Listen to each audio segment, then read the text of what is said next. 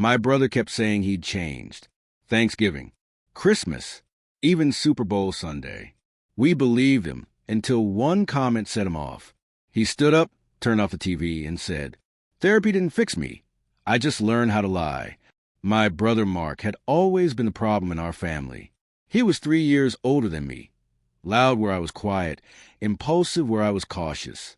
Growing up, he had a temper that everyone tiptoed around. Doors slammed. Arguments escalated. Apologies came fast, but real change never followed. So when Mark started telling everyone he'd change, we didn't know what to think. He said it at Thanksgiving, again at Christmas, and repeatedly in the family group chat. He talked about therapy, about controlling his anger, about wanting to be better.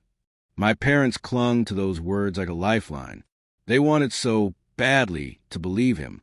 I was more skeptical, but I stayed quiet.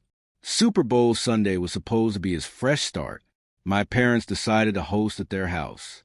Neutral ground, lots of people, plenty of food and distractions. If Mark really had changed, this would be the perfect test. When he arrived that afternoon, he seemed different, calm, smiling. He even brought snacks, something he'd never done before. He hugged my mom, joked with my dad, and asked me about my job. For a moment, I wondered if I'd been unfair. The first half of the game went smoothly. Laughter, arguments over commercials, normal family chaos. Mark stayed relaxed, cracking jokes, cheering at the TV. Then, during the third quarter, my cousin Jake made an offhand comment about a bad call.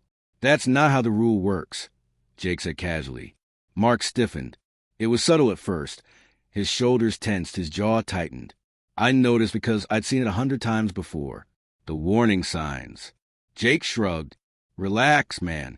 It's just a game." Mark stood up, so suddenly his chair scraped loudly across the floor. The room went silent. "Don't tell me to relax," Mark snapped. "You always do this. You think you know everything." My dad immediately tried to intervene. "Mark, sit down. Let it go." For a split second, it looked like Mark might listen.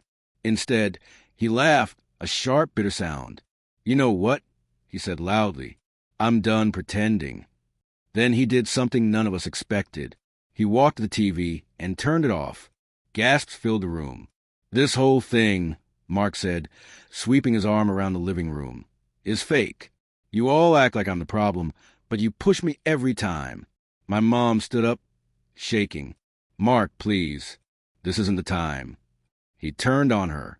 "You want to know the truth?" he said. "Therapy didn't fix anything. I just learned how to say what you want to hear." That was the moment everything changed. No shouting followed. No explosion. Just stunned silence. Mark grabbed his jacket and walked out, slamming the door behind him. The Super Bowl stayed off. No one spoke for a long time.